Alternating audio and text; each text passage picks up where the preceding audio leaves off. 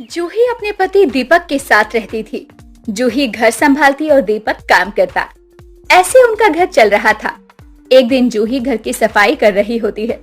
तभी जूही की छोटी बहन पीहू वहां आती है।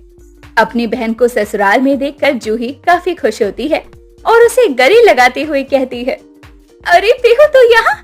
तू आने वाली थी तो तूने मुझे पहले क्यों नहीं बताया? मैं तेरे जीजा जी को भेज देती तुझे लेने के लिए। अच्छा ये सब छोड़, चल बैठ, तू थक गई होगी, मैं तेरे लिए नींबू पानी बनाकर लाती हूँ। अरे दीदी कुछ देर मेरे साथ बैठ जाओ और खाना पीना तो बाद में हो जाएगा, क्योंकि अब तो मैं यही हूँ ना। यही हूँ मतलब कोई काम है क्या यहाँ? अरे दीदी मेरे कॉलेज का एडमिशन ही यहाँ हुआ है और कितना अच्छा रहेगा ना कि अब हम दोनों एक साथ यहाँ रहेंगे। वैसे भी मैं आपको वहाँ पर काफी ज्यादा मिस करती थी, तो देखो भगवान जी ने मुझे यही भेज दिया। जूही और पीहू काफी सारी बातें करते हैं। जूही काफी खुश थी पीहू के आने के बाद। उसी शाम जूही का पति दीपक काम से घर आता है। दीपक काफी पसीने में लथपथ था, जिसे देखकर पीहू कहती है, जीजा जी आप तो पसीने में अलग ही किस्म का कहर ढा रहे हैं। वाकई में आप तो बहुत अच्छे लग रहे हैं, बिल्कुल हॉट। पता होता कि साली साहिबा आई है तो कहर का ही क्या, बिजली गिराने का भी बंदोबस्त कर देता। आपके आने से ही बिजली गिर जाती है, आपको क्या जरूरत है बंदोबस्त करने की? अरे पीहू तुम भी ना बहुत मजाकिया हो, हर वक्त मजाक करती रहती हो। जीजा जी मजाकिया होती तो चल भी जाता, लेकिन आपको देखकर जो ईमान डोलता है उसका क्या किया जा सकता है? कोई दवा हो तो बता दो मुझे भी। अरे बस भी करो। अच्छा मैं फ्रेश होकर आता हूँ, फिर जीजा साली बैठकर खूब गप्पे लड़ाएंगे। पीहू अपने ही जीजा पर हर वक्त डोरे डालती रहती है। अब दीपक भी खुद को कितना रोक सकता था। ऐसे ही एक रात लाइट चली जाती है और उस समय घर में दीपक पीहू के सिवा कोई भी नहीं होता। पीहू जानबूझकर अपनी जीजा की बाहों में गिर जाती है। अच्छा हुआ जीजा जी आपने मुझे संभाल लिया, वरना तो आज मैं गिर ही जाती। जीजा जी मैं चाहती हूँ कि आप हमेशा मुझे इसी तरह संभालें। पीहू और दीपक एक दूसरे के काफी नजदीक आ जाते हैं और अब दीपक और पीहू भी अपने इस रिश्ते को दुनिया से नहीं छुपाना चाहते थे और वो सबको बता देते हैं अपने रिश्ते के बारे में। सबके खिलाफ जाकर पीहू दीपक दोनों एक दूसरे से शादी भी कर लेते हैं। शादी के बाद पीहू रसोई में दीपक के लिए बादाम शेक बनाने जाती है। तभी वहाँ जूही आ जाती है और कहती है, मेरे पति पर कब्जा कर लिया है, अब रसोई में क्या करने आई हो? अब क्या मेरी रसोई पर भी कब्जा करने का इरादा है? यहाँ से चली जाओ। ओ दीदी मुझे पता है आपको मन ही मन बहुत गुस्सा आता होगा, क्या पता मन ही मन आप मुझे गाली भी दे रही हो, लेकिन अब कोई फायदा नहीं है, अब आपका पति मेरा भी पति है। मुझे तुझसे कोई लेना देना नहीं है, ये मेरी रसोई है और तू मेरी रसोई में मेरी बिना इजाजत के नहीं आ सकती है। और दीदी अब ये मेरी भी रसोई है और मैं अपनी मर्जी से कहीं भी आ जा सकती हूँ, मुझे आप रोकने वाली कोई नहीं होती हो। और वैसे भी दीपक जी का मन है तो मैं उनके लिए बादाम का शेक बनाने आई हूँ, काफी पसंद है ना उन्हें। पीहू दीपक के लिए बादाम का शेक बनाती है और ये देखकर जूही भी पीछे नहीं रहती। जूही भी बादाम का शेक बनाती है और दोनों दीपक के पास लेकर जाती हैं। दीपक जी आपको बादाम का शेक पीना था ना, मैंने खास आपके लिए बनाया है, ये लीजिए जल्दी से इसे पीकर बताइए कैसा बना है। नहीं नहीं आपको तो मेरे हाथ का ही बादाम शेक पीना पसंद है ना, आप मेरे हाथ का पियो। मैं पहले लाई हूँ दीदी, आपने मुझे देखकर बनाया है तो दीपक जी पहले मेरे हाथों का बादाम शेक पियेंगे। पहले बनाया है तो क्या हो गया, दीपक जी को मेरे हाथ का ही बादाम शेक पसंद आता है। और वैसे भी दीपक जी मैंने अब तक कुछ नहीं कहा आपकी किसी भी बात के लिए, इसीलिए अब इस मामले में आपको मेरी बात माननी ही पड़ेगी। अरे अरे तुम दोनों क्यों झगड़ रही हो? तुम दोनों मेरी पत्नी हो और मैं दोनों का बनाया हुआ बादाम शेक पीऊंगा, वो भी एक साथ। दीपक दोनों को खुश करने के चक्कर में स्ट्रॉ डालकर पीता है, लेकिन बात यहीं पर खत्म नहीं हुई थी। अब पीहू और जूही दोनों ही दीपक को खुश करने में लगी थी, इसीलिए रोज कुछ न कुछ बनाती जो कि दीपक को खाना ही पड़ता। एक दिन दीपक दबे पांव ऑफिस के लिए जा रहा होता है। तभी पीहू जूही दोनों ही दीपक का रास्ता रोकते हुए कहती है, अरे मैंने आपके लिए पाव भाजी बनाई है, खाओ और टिफिन भी लेकर जाओ। पाव भाजी गई तेल लेने, मैंने आपके लिए आलू के पराठे बनाए हैं और वो भी धनिया पुदीने की चटनी के साथ। अब जल्दी से बैठो, मैं अभी लेकर आती हूँ। दीपक जी, अगर आज आपने मेरी पाव भाजी नहीं खाई तो मैं आपसे गुस्सा हो जाऊंगी। आप हमेशा जूही का बनाया हुआ खाना ही खाते हो पहले, क्योंकि मैं खाना अच्छा बनाती हूँ। अब ये तो अपना अपना टैलेंट है जो कि मेरे अंदर कूट कूट कर भरा है। ये दोनों फिर शुरू हो गईं। अब इस बीच मैं यहाँ से जा भी नहीं पाऊंगा, लेकिन अब मैं करूं भी तो क्या करूं? दोनों का ही खाना खाना पड़ेगा और जिसका बाद में खाया तो दूसरी वाली गुस्सा हो जाएगी। ये कैसी दुविधा है भगवान जी। आप चुप क्यों हैं? आपको खुशबू आ रही है ना आलू के पराठों की? कोई बात नहीं, आप चिंता मत कीजिए, मैं अभी लेकर आती हूँ। ना ही मुझे आलू के पराठे खाने हैं, ना ही मुझे पाव भाजी खानी है। मैं थक गया हूँ तुम दोनों के बीच में। मुझे ऑफिस के लिए देर हो रही है, मैं जा रहा हूँ। दीपक किसी का खाना नहीं खाता और ऑफिस चला जाता है। दीपक के लिए तो अब और भी ज्यादा मुश्किल होता जा रहा था, क्योंकि वो एक पति और पत्नियां दो, वो भी बहनें। कई दिन निकल जाते हैं और हर दिन दीपक के लिए ऐसा ही निकलता है। ऐसे ही कई दिनों बाद दरवाजे पर रूही नाम की लड़की आती है। रूही को देखकर पीहू और जूही दोनों घबरा जाते हैं और जूही बोलती है, अरे कौन हो तुम? सीधा हमारे घर में कैसे घुसी आ रही हो? यहाँ किससे मिलना है तुमको? मिलना नहीं है, अब मुझे यहीं पर रहना है। वो क्या है ना, अब से ये मेरा भी घर है, तो अब से मैं यहाँ पर ही रहने वाली हूँ। अरे ओ मैडम, ये क्या बकवास करी जा रही हो?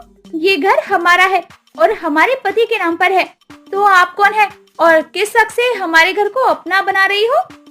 दीपक की पत्नी होने के हक से, और दीपक की पत्नी होने के हक से ही अब इस घर में मैं रहने के लिए बिल्कुल काबिल हूँ। पागल हो गई हो क्या?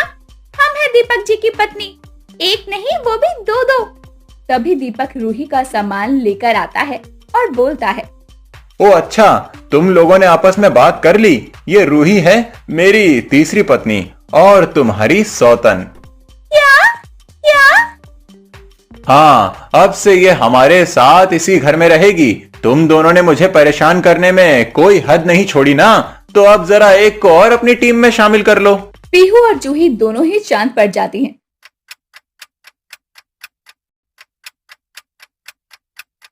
शाम के समय निशांत जब थका हारा घर आता है तो अपनी माँ को आवाज लगाता है, लेकिन उसकी माँ कोकिला घर में नहीं होती, तो वो खुद से कहता है, ये माँ कहाँ चली गई? जरूर पड़ोस के घर में बैठी होंगी कहीं पंचायत लगाकर। निशांत रसोई में जाकर एक गिलास पानी लेकर आता है तो देखता है कि उसकी माँ कोकिला दरवाजे से अंदर आ रही होती है और उसके हाथ में पानी का गिलास देखकर कोकिला पानी लेते हुए कहती है, ला पानी दे, बड़ी प्यास लगी है। हाँ, औरतों के बीच बोलते बोलते गला सूख गया होगा ना आपका। अरे कांता के घर गई थी उसकी बहू की मुंह दिखाई में। अब मैं भी अपनी बहू की मुंह दिखाई करवा सकूं, वो दिन तो ना जाने कब आएगा। तो बस दूसरों की बहुओं की मुंह दिखाई में जाकर ही काम चला रही हूँ। ओहो माँ, आप तो हर बात को घुमा फिराकर मेरी शादी पर ही ले आती हैं। हाँ, तो तू मेरी बात सुन क्यों नहीं लेता? मेरे दिखाए सभी रिश्ते तूने मना कर दिए हैं। अरे तुझे कोई पसंद है तो मिलवा ना उसे मुझसे। माँ, कोई पसंद नहीं है, और वैसे भी जब तक मुझे जैसी लड़की चाहिए वो नहीं मिलेगी तो शादी करने का क्या ही मतलब। अरे ऐसी कौन सी हूर की परी चाहिए तुझे जो मिल नहीं रही? देख बेटा, अब मैं बूढ़ी हो गई हूँ, मेरे बस की नहीं है तुझे और इस घर को अकेले संभालना, इसलिए बस अब तू शादी के लिए हाँ कर दे। माँ, फिलहाल तो देखो मुझे भूख लगी है, आप खाना तैयार कर दो, मैं मुंह धोकर आता हूँ। अरे पर कोकिला बोलती रह जाती है, लेकिन निशांत उसकी बात को नजरअंदाज करके चला जाता है। कोकिला अपने घर में बहू लाने के लिए बहुत उतावली थी, लेकिन निशांत शादी के लिए अभी भी राजी नहीं था। बीतते समय के साथ कोकिला की अपने बेटे को शादी के लिए मनाने की कोशिश जारी रहती है। एक रोज कोकिला बाजार से लौट रही होती है तो उसे एक लड़का टक्कर मारकर चला जाता है। कोकिला गिरने ही वाली होती है कि तभी वहाँ एक रानी नाम की लड़की आकर उसे संभाल लेती है। देखकर नहीं चल सकता क्या? रास्ते में तो लोग दिखते ही नहीं हैं इन जैसों को। आंटी, आप ठीक तो है ना? हाँ बेटा, भला हो तेरा जो तूने मुझे गिरने से बचा लिया, वरना तो मैं नाले में ही गिरकर बह जाती। आप यहीं रुकिए, मैं आपके लिए रिक्शा रोकती हूँ। कितनी संस्कारी लड़की है, अनजान होकर भी मेरी मदद कर रही है। इतनी भली लड़की को मैं हाथ से नहीं जाने दूंगी। रानी कुछ देर में एक रिक्शा रुकवाकर कोकिला को उसमें बैठा देती है। कुछ ही दिनों में कोकिला रानी के बारे में सब कुछ पता करके अपने बेटे को इस रिश्ते के लिए मना लेती है और दोनों रानी के घर पहुंच जाते हैं, जहां रानी कोकिला को देखकर हैरान रह जाती है। कोकिला रानी के माता पिता से सारी बातचीत करके इस रिश्ते के लिए मंजूरी दे देती है और निशांत भी रिश्ते के लिए हामी भर देता है। दोनों घरों में शादी के साथ सजावट होने लगती है। इसी बीच कोकिला शादी का कार्ड देने के लिए मोहल्ले में निकलती है, तो पहले अपनी पड़ोसन झुमरी को कार्ड देते हुए कहती है, ये ले झुमरी, मेरे बेटे की शादी का कार्ड। कोई बहाना नहीं चलेगा, शादी में जरूर आना है। हाँ हाँ क्यों नहीं, देर से ही सही, भगवान ने तेरी बहू लाने की विनती सुन ही ली। वैसे लड़की के बारे में सब पता तो कर लिया ना तूने? देख, मैं तो इसीलिए कह रही हूँ क्योंकि वो पिछली गली वाली सरला है ना, उसकी बहू 1 महीने के अंदर ही ससुराल से भाग गई थी। हाय दैया, अरे सरला ही अपनी बहू देख परख कर नहीं लाई होगी, बाकी मैं उसके जितना पागल नहीं हूँ। मेरी बहू आएगी ना तो तू क्या, पूरा मोहल्ला उसे देखने के लिए मेरे घर की ओर भागेगा। चलो ये भी देख लेंगे, तू बाहर क्यों खड़ी है? आजा, चाय पीते हुए बात करते हैं। अरे मुझे फुर्सत नहीं है, अब तो बहू आने के बाद ही आऊंगी, चलती हूँ। कोकिला वहाँ से निकल जाती है। धीरे धीरे समय बीतता है और निशांत और रानी की शादी का दिन आ जाता है। रानी को शादी के जोड़े में देखकर निशांत से ज्यादा कोकिला खुश होती है, जिसके बाद विधि विधान से दोनों की शादी संपन्न हो जाती है और रानी विदा होकर अपनी ससुराल चली आती है। शादी के अगले दिन रानी रसोई में पहुंचती है तो कोकिला पहले से ही वहां मौजूद होती है। उसे देखकर कोकिला बोलती है, आ गई बहू, वैसे उठने में बड़ी देर लगा दी। खैर अब आ ही गई है तो अपनी पहली रसोई की रस्म में लग जा। ठीक है, लेकिन बनाना क्या है माँ जी? ये तो तेरे ऊपर है, लेकिन जो भी बनाना 15 से 20 लोगों के लिए बनाना। वो क्या है ना, पड़ोस की कुछ औरतें और जो रिश्तेदार घर में हैं, वो भी तेरी पहली रसोई का खाना चखेंगे ना। अब पता चला ये बुढ़िया रिश्ते के समय चटमंगनी और पट ब्याह पर इतना जोर क्यों दे रही थी। कोई नहीं, कुछ दिन की बात है। रानी अब खाना बनाने में लग जाती है। कुछ देर में सभी को परोस देती है, जिसके बाद पूरे दिन रानी को देखने के लिए कोई ना कोई आता ही रहता है, जिसके कारण रानी को सभी के पैर छूकर आशीर्वाद लेना पड़ता है। तभी वो अपनी कमर पकड़कर कहती है, माँ जी अब तो कोई नहीं आएगा ना? झुक झुक कर मेरी तो कमर ही अकड़ गई है। कह नहीं सकते बहू, बाकी तू जा अभी कमरे में, कोई आएगा तो मैं तुझे आवाज दे दूंगी। रानी मुंह बनाकर वहाँ से चली जाती है। रात के समय जब सब सो रहे होते हैं, तभी रानी बालकनी में जाकर फोन पर बात करते हुए कहती है, तुमने टिकट बुक करवाई या नहीं? देखो कल तक का समय दे रही हूँ, जल्दी करो बस। अच्छा फोन रखती हूँ, किसी ने सुन लिया तो दिक्कत हो जाएगी। फोन कट करके वो जैसे ही कमरे की तरफ मुड़ती है तो वहाँ निशांत खड़ा होता है। रानी एकदम घबरा जाती है और मन में कहती है, कहीं इसने मेरी बातें तो नहीं सुन ली। रानी, तुम इस वक्त यहाँ क्या कर रही हो? वो मुझे नींद नहीं आ रही थी तो बस थोड़ी खुली हवा में चली आई। आप अभी तक क्यों जाग रहे हैं? चलिए सो जाइए, आपको ऑफिस भी तो जाना होगा ना। हाँ चलो, वैसे भी बहुत रात हो गई है। निशांत और रानी कमरे में चले जाते हैं। अगला दिन भी रानी का ऐसा ही व्यस्त बीतता है। शाम के समय रानी बहुत थक जाती है। तभी उसकी सास कहती है, बहू तुझे थकान तो नहीं हुई होगी ना? अरे अब तो ऐसे ही काम करने की आदत डाल ले, क्योंकि अब ये घर तुझे ही संभालना है। अच्छा माँ जी। रात के समय जब सभी सो जाते हैं तो रानी अपना सामान लिए दबे पांव घर से चली जाती है, जहाँ वो एक मुंह पर मास्क लगाए बाइक पर बैठे इंसान के साथ निकल जाती है।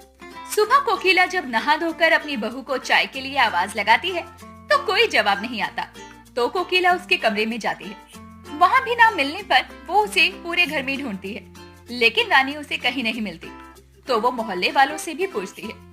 कुछ देर में निशांत जॉगिंग करके वापस आता है तो अपने घर के बाहर भीड़ लगी देखकर अंदर जाता है तो कोकिला को सर पकड़े बैठा देखता है।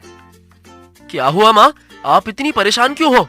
अरे जिसकी बहू 2 दिन में ही ससुराल से भाग जाए, वो परेशान नहीं होगी तो क्या उसके पड़ोसी परेशान होंगे? सही कह रही हूँ बेटा, मेरी तो इज्जत का फलूदा बनाकर भाग गई बहू। देख, ये पर्चा छोड़ गई है नासपीटी।